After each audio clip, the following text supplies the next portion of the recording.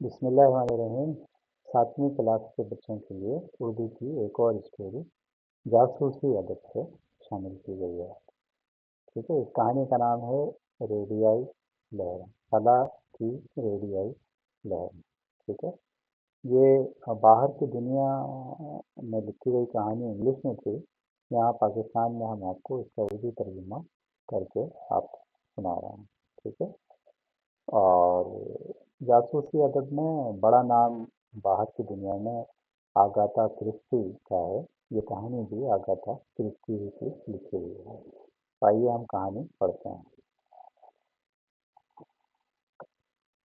خلا کی ریڈیائی لہریں۔ مضطرب اور پریشان ہونا چھوڑ دیجیے، آپ ہر دم حساس رہیے، ڈاکٹر مینٹل نے اپنے مخصوص دلاسا دینے والے انداز میں کہا۔ مسز بارٹر ان کی باتیں بظاہر توجہ سے سن رہی تھیں، مگر اندر ہی اندر ڈاکٹر کی ہدایات سے شدید بیزار تھیں۔ یہ اعصابی کمزوری کی ایک قسم ہے جو خطرناک نہیں۔ روزانہ کی ہلکی پھلکی ورزش مناسب ہے، البتہ بلندیوں پر چڑھنا آپ کے لیے نقصان دہ ثابت ہو سکتا ہے۔ ذہنی سکون اور آرام کے لیے بہتر یہ ہے کہ آپ کا دھیان کسی ایک چیز پر مرکوز نہ رہے۔ ایسی باتیں ڈاکٹر مینٹل نے مسز بارٹر کے بھتیجے چارلس ریجوے کو بھی سمجھائیں۔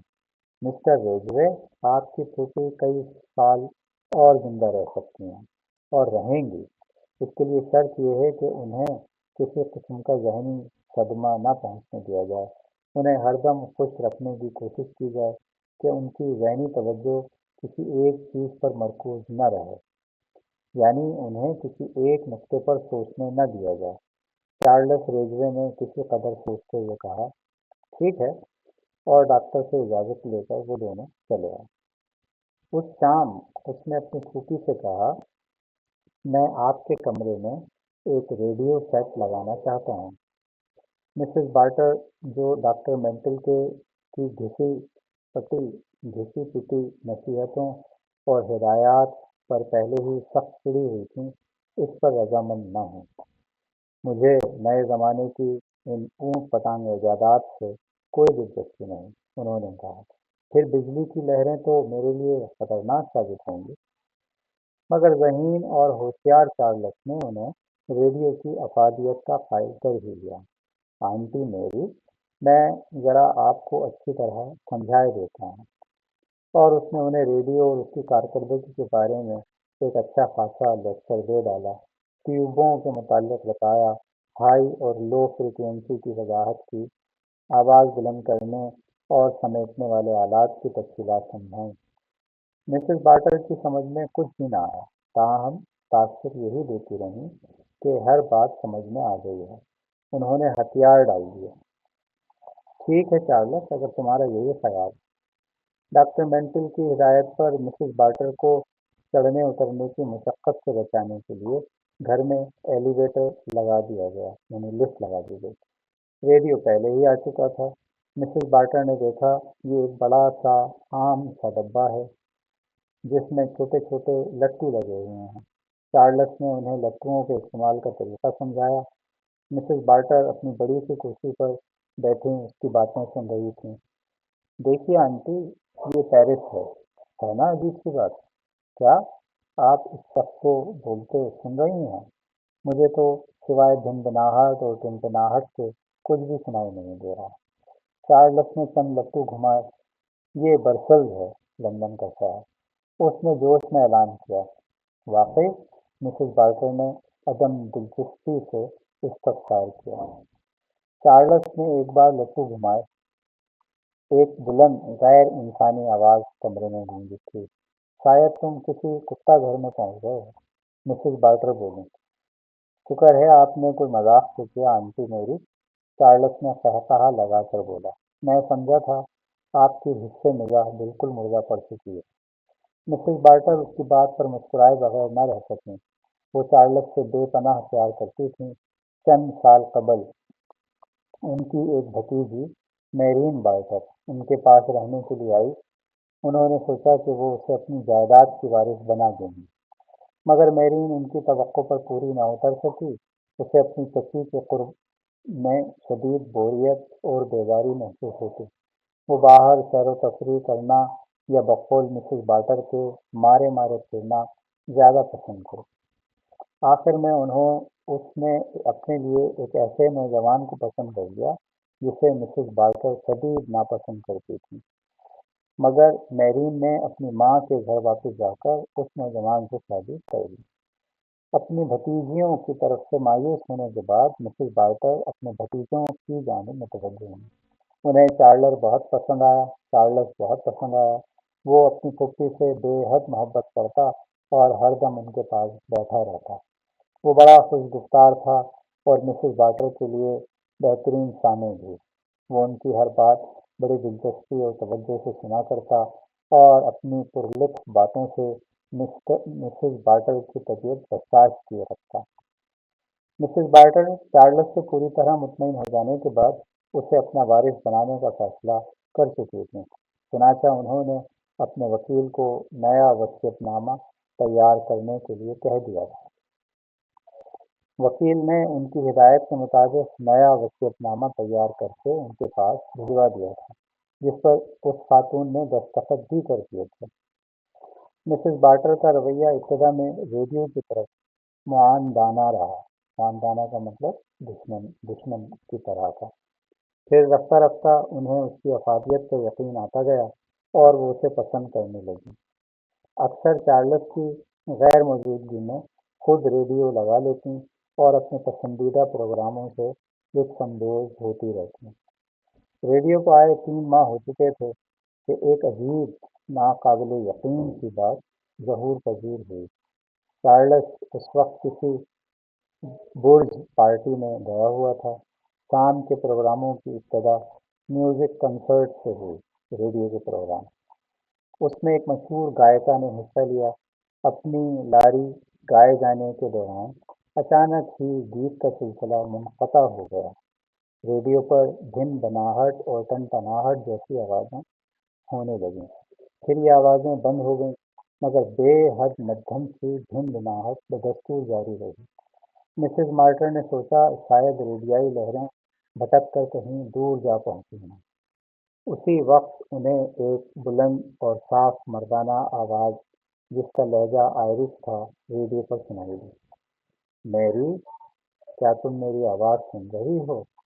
میں پیٹرک بول رہا ہوں اور جلد ہی تمہیں لینے آ رہا ہوں۔ تیار رہنا، سن رہی ہو نا میری؟ پھر ایک دم ہی گائکہ کی اپنی لاری گاتی ہوئی آواز ریڈیو پر بلند ہونے لگی۔ نئے اور موسیقی کی جھنکار سے کمرہ گونجنے لگا۔ مسز مارٹر کسی سنگی مجسمے کی مانند، پتھر کے مجسمے کی مانند اپنی کرسی پر بیٹھی تھیں۔ ان کے ہاتھ مضبوطی سے کرسی کے بازوؤں پر جمے ہوئے تھے۔ کیا وہ خواب دیکھ رہی تھیں؟ انہوں نے واقعی پیٹرک کی آواز سنی تھی؟ وہ ان سے مخاطب ہوا تھا؟ نہیں، یہ محض ان کا وہم ہی ہوگا۔ شاید وہ ایک آدھ منٹ کے لیے اونگھ گئی ہوں گی اور اسی حالت میں انہوں نے اپنے مرحوم شوہر کی آواز ریڈیو پر سن لی ہوگی۔ انہیں کچھ خوف سا محسوس ہوا اور اس نے کیا الفاظ کہے تھے؟ میں جلد ہی تمہیں لینے آ رہا ہوں میری، تیار رہنا۔ کیا تم میری آواز سن رہی ہو؟ کیا انہوں نے واقعی آواز سنی تھی یا کہیں ان کے کمزور ذہن کی اختراع تو نہیں تھی؟ ان کے اعصاب بہت کمزور پڑ چکے تھے۔ دل کی کمزوری تو عمر کے ساتھ ساتھ بڑھتی جا رہی ہے۔ یہ وارننگ ہے۔ ہاں، میرا خیال ہے مسز بارٹر بمشکل تمام کرسی سے اٹھتے ہوئے اپنے آپ سے مخاطب ہیں۔ افسوس، اس کمبخت ایلیویٹر کے لگانے میں بیکار ہی بہت سا روپیہ صرف ہوا۔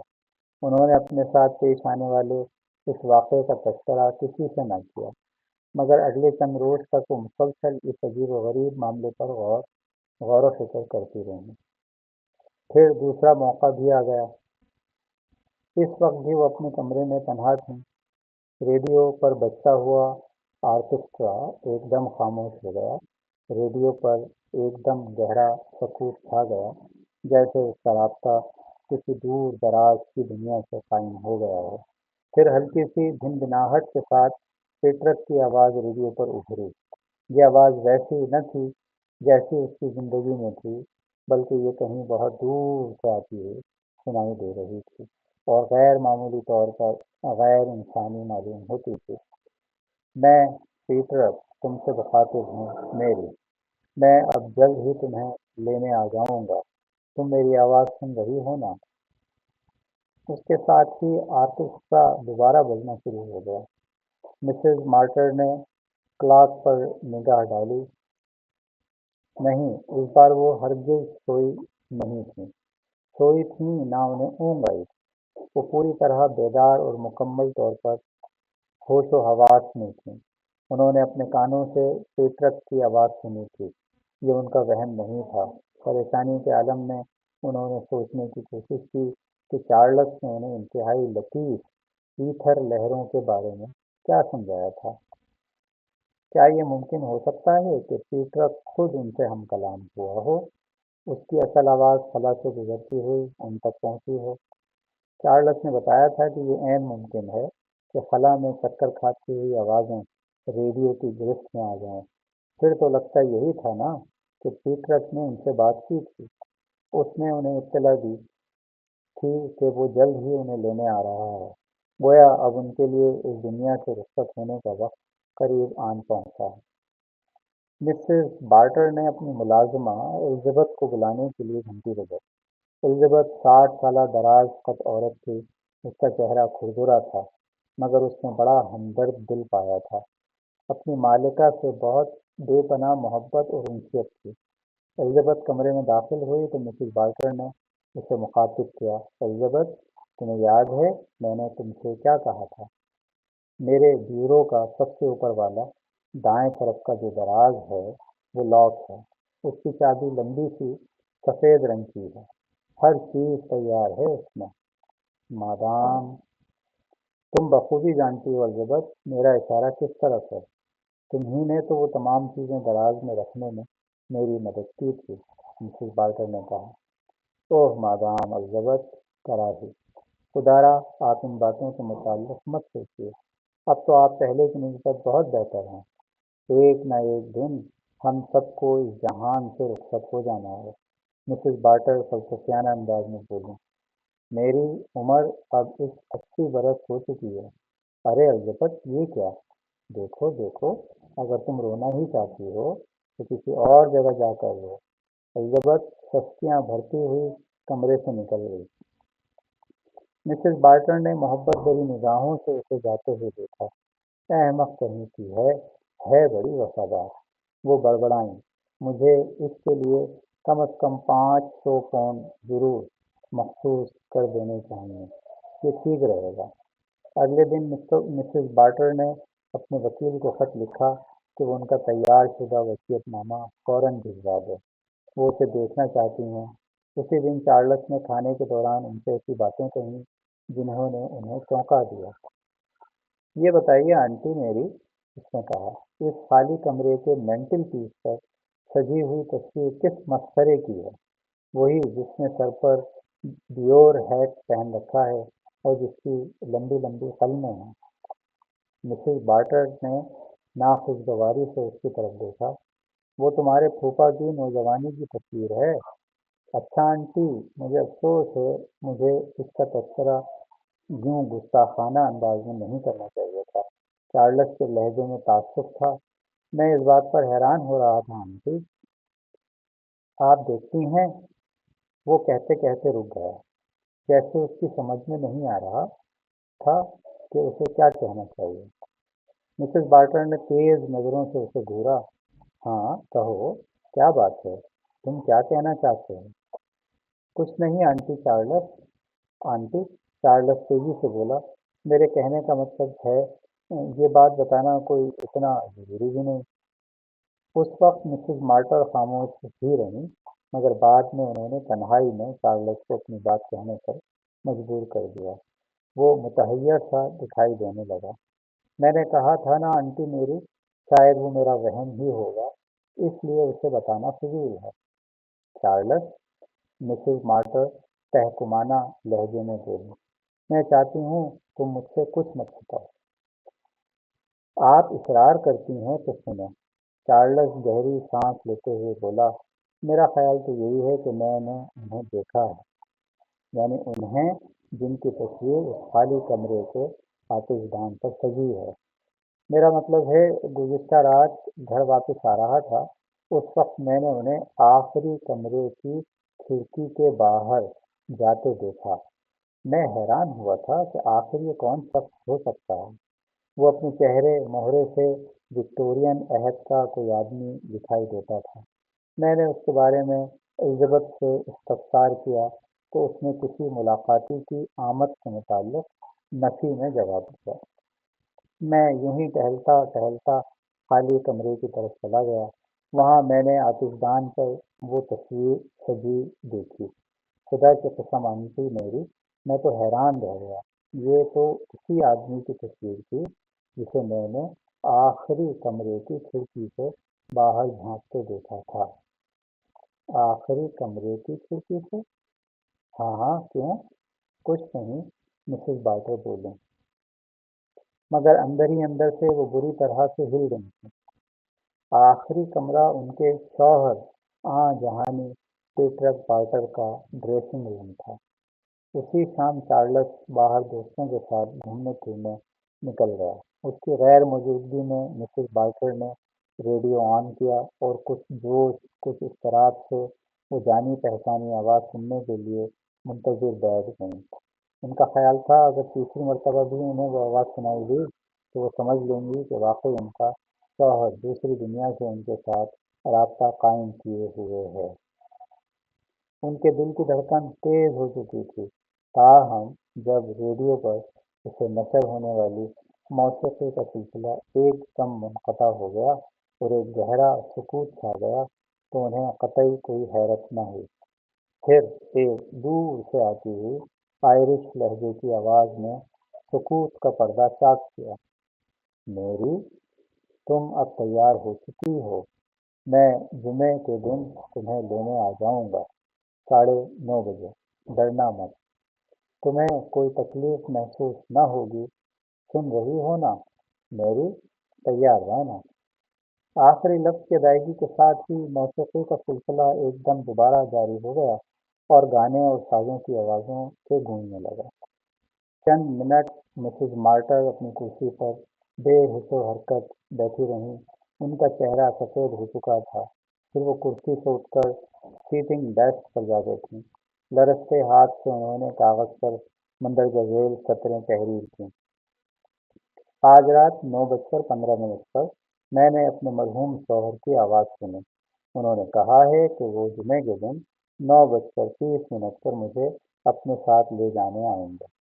اگر میں اس دن انتقال کر گئی تو ازراہ کرم اس امر کی تحقیق کرنے کی کوشش کی جائے کہ آیا روحوں کی دنیا سے انسانوں کا رابطہ کسی صورت میں ممکن ہے یا نہیں۔ میری بارٹن۔ یہ رقعہ لکھ چکنے کے بعد مسز بارٹر نے اپنی تحریر ایک مرتبہ غور سے پڑھی، پھر کاغذ تہہ کر کے ایک لفافے میں بند کر دیا۔ اس کے بعد گھنٹی بجائی۔ الزبتھ فوراً کمرے میں داخل ہو گئی۔ مسز بارٹر نے وہ لفافہ اسے تھماتے ہوئے کہا، دیکھو الزبتھ، اگر میں جمعے کی رات انتقال کر جاؤں تو یہ لفافہ ڈاکٹر مینٹل کو دے دینا۔ نہیں، مجھ سے بحث کرنے کی کوشش مت کرو، تم نے اکثر مجھ سے ذکر کیا ہے، تم آنے والے واقعات کا پہلے سے ہی اندازہ لگا لیتی ہو۔ اب میں نے بھی اندازہ لگا لیا ہے کہ مجھے کب اور کس وقت موت آنے والی ہے۔ ہاں، ایک بات اور، میں نے فیصلہ کیا ہے کہ مرنے سے پہلے تمہیں 500 پاؤنڈ دیتی جاؤں۔ میں خود بینک جا سکی تو یہ رقم نکال لاؤں گی، ورنہ مسٹر چارلس 500 پاؤنڈ تمہیں ادا کر دیں گے۔ اگلے دن انہوں نے چارلس کے ساتھ بھی اس موضوع پر بات کی۔ یاد رکھنا چارلس، اگر مجھے کچھ ہو گیا تو تم الزبتھ کو 500 پاؤنڈ ضرور ادا کر دینا۔ آپ ایسا کیوں سوچ رہی ہیں آنٹی میری؟ بھلا آپ کو کیا ہونے لگا ہے؟ ڈاکٹر مینٹل کہتے ہیں 20 برس بعد ہم اس قابل ہوں گے کہ آپ کی 100ویں سالگرہ منا سکیں۔ مسز بارٹر نے شفقت سے اس کی طرف دیکھتے ہوئے پوچھا، تم جمعے کی شام گھر پر ہوگے چارلس؟ چارلس نے حیرت سے ان کی طرف دیکھا۔ उस शाम इवेंट खानदान ने मुझे वुल्फ पार्टी में मदऊ कर रखा है, लेकिन अगर आप चाहती हैं तो मैं घर ही पर रुक जाता हूँ। नहीं नहीं, मिस्टर बार्टर तेजी से बोली मिसेस बार्टर तेजी से बोली, तुम जरूर इस वुल्फ पार्टी में जाओ, मेरा मतलब ये नहीं था। बस इस रात में जरा तन्हा रहना चाहती। चार्ल्स ने पुरतजस्सुस निगाहों से उनकी तरफ देखा, मगर मिसेस बार्टर ने उसे कतई कोई बात न बताई। वो एक मजबूत कुव्वत इरादी और हौसले वाली बूढ़ी औरत थीं। उन्होंने फैसला किया था कि वो इस वक्त जिस अजीबोगरीब तजुर्बे से गुजर रही हैं, उसके बारे में कभी जबान न खोलेंगी। जुमे की शाम घर में गैर मामूली तौर पर खामोशी थी। मिसेस बार्टर आतिशदान के करीब बड़ी सी कुर्सी पर बैठी थीं। उन्होंने अपनी तमाम तैयारियां मुकम्मल कर ली। उस सुबह वो बैंक गई थीं, जहां से उन्होंने 500 पाउंड लाकर एलिजाबेथ को दिए थे। उसके बाद अपनी कीमती अशिया पर मुख्तलिफ अजीज़ों रिश्तेदारों के नामों के लेबल लगा दिए थे, ताकि उनकी वफात के बाद वो उन्हें भिजवा दी। अब वो एक लंबा सा लिफाफा हाथ में लिए कुर्सी पर बैठी सोच में डूबी नजरों से उसे देख रही थी। फिर उन्होंने लिफाफा खोलकर अंदर से दस्तावेज बाहर निकाली। ये उनका वसीयतनामा था, जो उनकी दरख्वास्त पर उनके वकील मिस्टर होलिकनसन ने उन्हें भिजवाया था। वो उसे एहतियात से सतर बसतर पढ़ चुकी थी। अब उन्होंने एक मरतबा फिर से गौर से पढ़ा। इस वसीयतनामे के मुताबिक उनकी बहन को उनकी मौत के बाद 5,000 पाउंड मिलने थे, और एक फर्स्ट कज़न को 3,000। बाकी सारी जायदाद उनके अजीज भतीजे चार्ल्स के हिस्से में आई थी। मिसेस पार्टर ने कई मरतबा सर को इस बात में जिंदी की। उनकी मौत के बाद चार्ल्स बहुत अमीर कबीर शख्स बन जाएगा, और ये एक बड़ी अच्छी बात होगी। ये लड़का उनका बेहतरीन साथी और हमदर्द साबित हुआ था। वो उन्हें हर दम खुश रखने के जतन करता रहता। उसकी आदतें कितनी पसंदीदा थीं। वो कितना खुशगुफ्तार और खुश मिजाज था। उन्होंने क्लास पर नजर डाली उन्होंने क्लास पर नजर डाली 9:30 बजे थे, और 9:30 बजने में 3 मिनट बाकी रह गए थे। वो तैयार थीं और मुतमईन,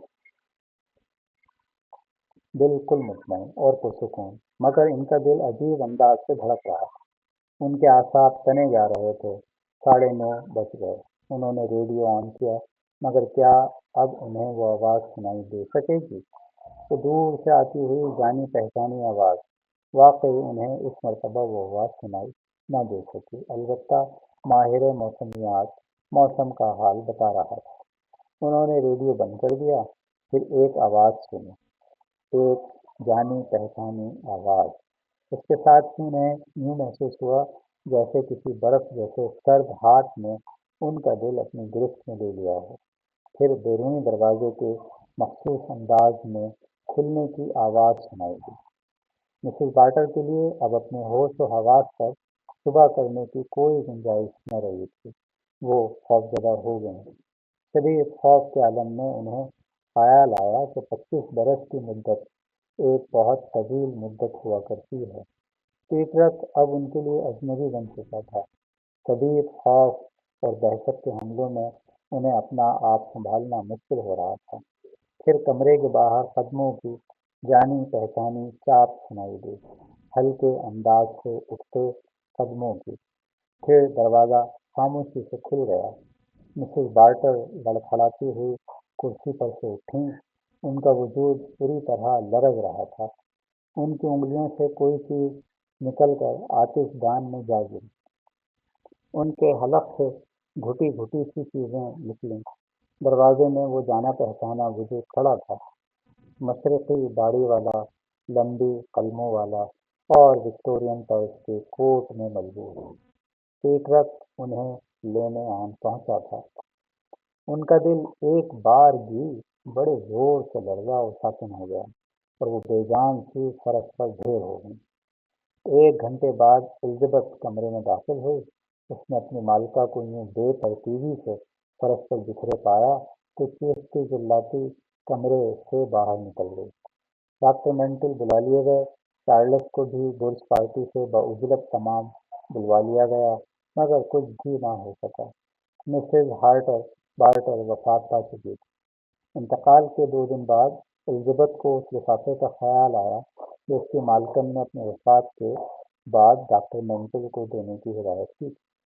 ڈاکٹر مینٹل نے مسز مارٹر کی تحریر بڑی دلچسپی سے پڑھی اور اسے چارلس کو دکھایا، اور معلوم ہوتا ہے تمہاری پھوپھی کی ذہنی حالت متوازن نہیں رہی تھی۔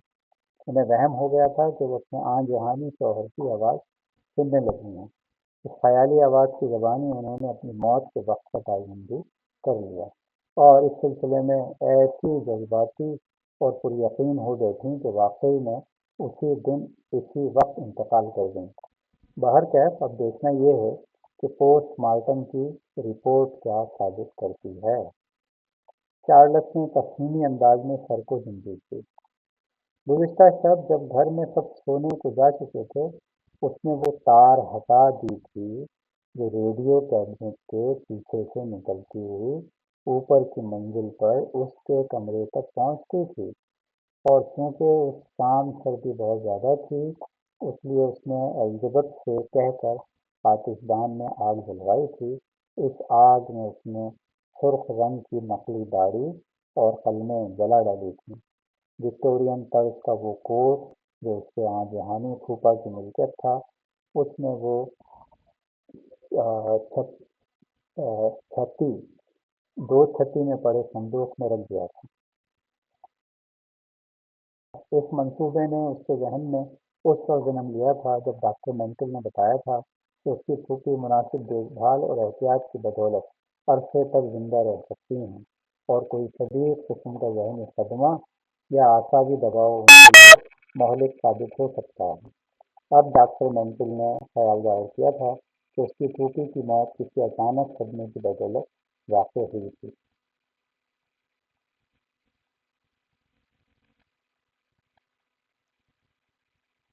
چارلس نے اپنا کردار خوب ادا کیا تھا۔ سب جانتے تھے کہ وہ اپنی پھوپھی سے کتنی محبت کرتا ہے اور ان کا کتنا خیال رکھتا تھا۔ کوئی اس پر کسی قسم کا شک نہ کر سکتا تھا۔ اپنی کامیابی پر وہ بڑا مسرور اور شاداں تھا۔ کوئی نہ جانتا تھا کہ وہ دراصل تاریک راہوں کا مسافر ہے۔ اس کی پھوپھی بھی اس کے بارے میں نہ جانتی تھی کہ وہ کن برائیوں اور کن جرائم میں ملوث تھا۔ اس نے بڑی ہوشیاری سے اپنے برے کاموں پر پردہ ڈال رکھا تھا۔ کسی کو معلوم نہ تھا کہ کس جرم کی پاداش میں وہ ایک مرتبہ جیل جاتے جاتے بچا۔ اسے رقم کی شدید ضرورت تھی۔ وہ روپیہ حاصل کرنے میں ناکام رہتا کہ بدنامیاں اور برائیاں اسے کہیں کا نہ تھے۔ جیل کے دروازے سے اس کے لیے بالکل کھلے، مگر اب سب ٹھیک ہو چکا تھا۔ وہ اپنی پھوپھی کی وسیع و عریض جائیداد کا وارث تھا۔ چند روز تک بے حساب دولت اس کے قبضے میں آنے والی تھی۔ اب اسے کوئی گرجن نہ پہنچ سکتا تھا۔ اپنے آپ کو بچانے کے لیے اس نے اپنی پھوپھی کو اگلے جہاں کے سفر سے روانہ کرنے میں جلدی کی، مگر اس نے یہ کوئی جرم تو نہ کیا تھا، محض ایک عملی مذاق کیا، اور غریب پھوپھی واقعی اسے سخت سمجھ گئی۔ وہ اپنے کمرے میں بیٹھا میرے مستقبل کو خواب دیکھ رہا تھا کہ الزبتھ نے دروازے سے سر نکال کر اسے کسی ڈاکٹر کے وکیل مسٹر ہچنسن کی آمد کی خبر دی۔ وہ اس سے ملنا چاہتے تھے۔ چارلس نے لائبریری میں پہنچ کر اس کو خوش آمدید کہا۔ وہ نصف صدی سے مسز ڈاگے کا قانونی وکیل چلا آیا تھا۔ پھر دونوں آمنے سامنے کرسی پر بیٹھ گئے۔ مسٹر ہچنسن نے انکار کر گلا صاف کرتے ہوئے کہا، میں آپ کے خط کا مطلب نہیں سمجھ سکتا مسٹر چارلس۔ آپ شاید یہ سمجھے ہی نہیں ہیں کہ مسز ڈاگے کا وصیت نامہ ہماری تحریر میں ہے۔ چارلس نے بے یقینی سے منہ ہلا۔ یقیناً میں نے آپ کی میری سے یہی کہہ سکتا ہوں۔ جی ہاں، ان کا وصیت نامہ واقعی ہماری تحریر میں تھا، لیکن ان کا ایسا کام کرنے میں اس سے بڑے مسئلہ کی چارلس کی تحریر تھی۔ یہ میرا خیال ہے شاید اس کے کاغذات میں وصیت نامے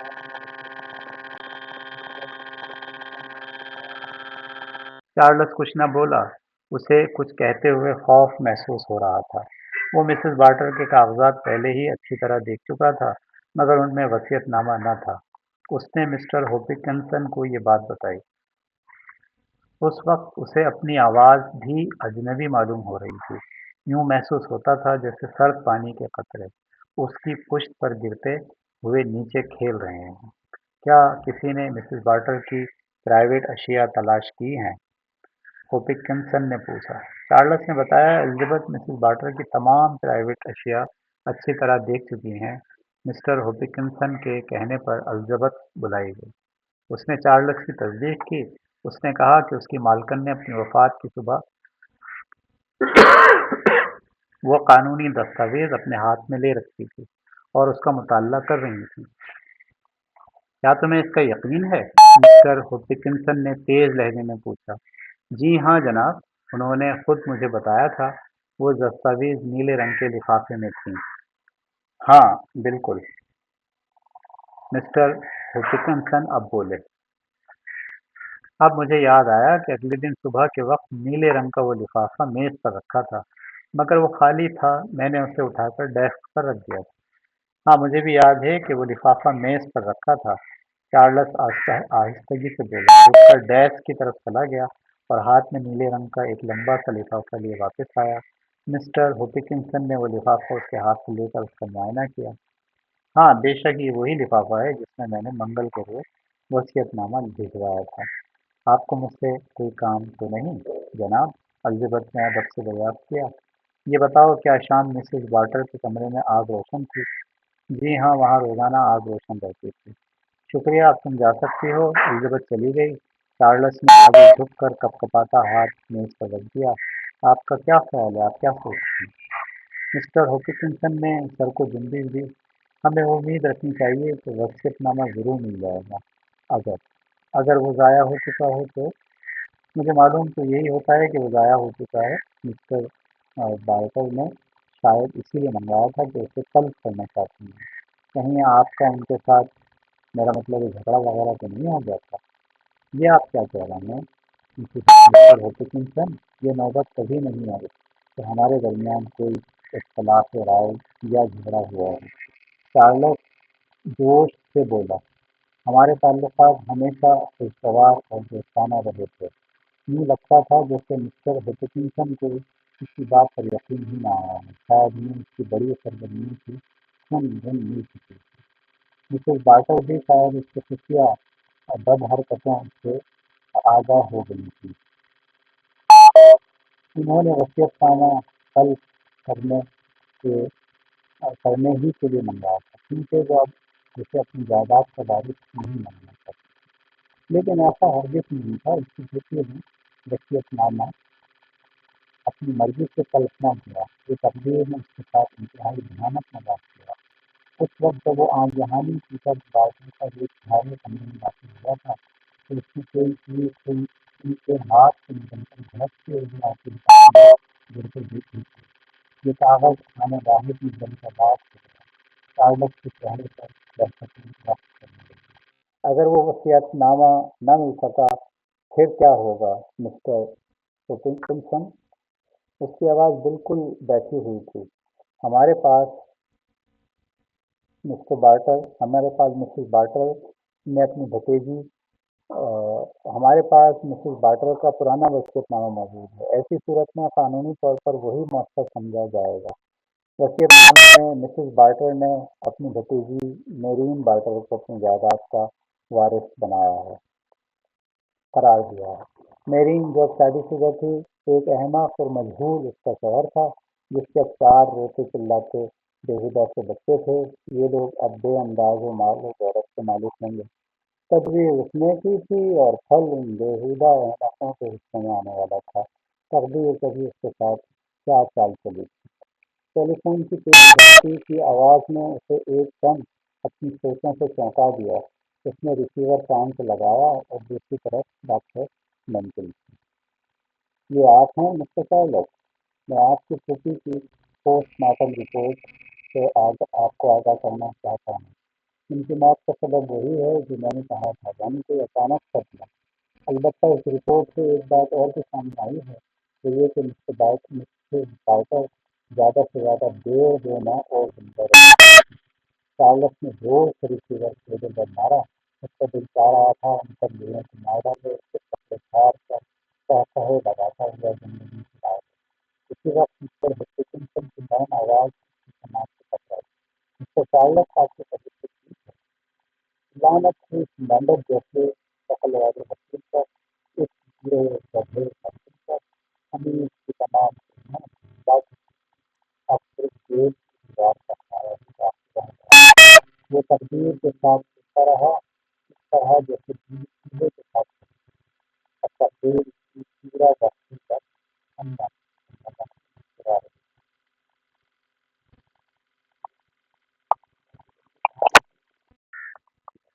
और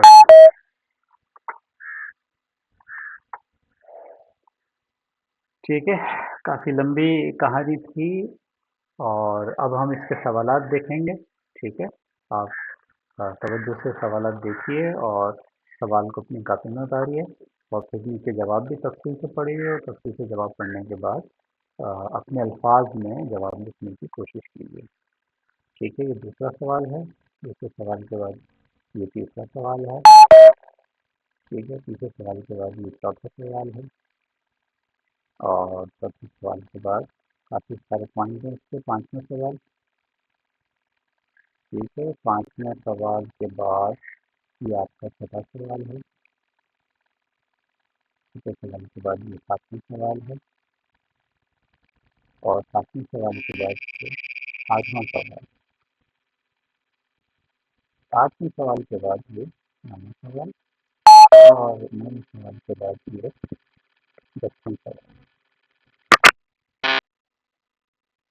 ठीक है, उसके बाद यहाँ से एमसीक्यू शुरू होते हैं। ठीक है, एक सवाल है, उसके चार जवाब हैं। आपको दुरुस्त जवाब अपने कापी में लिखना है। पहला, दूसरा, तीसरा, फिर के बाद चौथा और चौथे के बाद ये वाला पांचवा। पाँच नहीं रखना बेटे, कैसे याद करना। सातवां, आठवां, नौवां, दसवां, फिर ये खाली जगह भी आपकी कापी में निकालनी और मुनासिब लफ्ज से जवाब। इसके बाद ये आपके 10 जुमले हैं। जुमले गलत हैं, आप ये जुमले सही कर। ठीक है,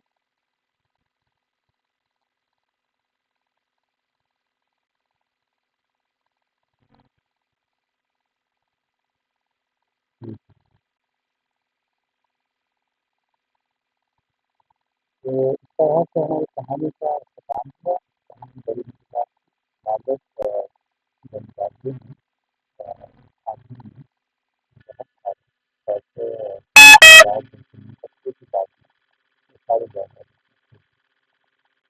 अगर वो जल्दी नहीं करता तो वैसे ही कुछ देर घूमने के बाद किसी जान के साथ मेरा रहता। लेकिन क्योंकि उससे खर्च हो जाता है तो पैसा निकालने के लिए इंसान पैसे गलती है किसी नाम तालाब